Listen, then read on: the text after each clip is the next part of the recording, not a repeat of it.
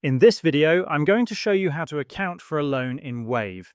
To begin, head over to your Wave dashboard. Once you're there, click on the Accounting option from the left-hand side of your screen and then select Chart of Accounts. This is where you'll first create a loan account.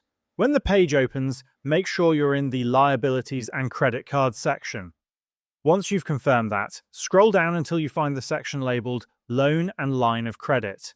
Here, you'll create a new account by clicking on Add a New Account. The account type will be selected automatically. In the Account Name field, type the name of your loan account. This can be anything such as payable loan. You may also include the name of your bank if you wish.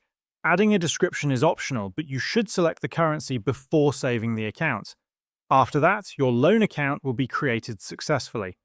Once your loan account is set up, you can begin recording transactions for it, such as taking out a loan or making repayments.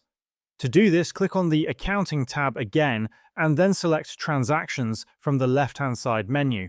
For example, if you want to record a loan payment, click on Add Transaction in the upper right-hand side of your screen and select Add Journal Entry.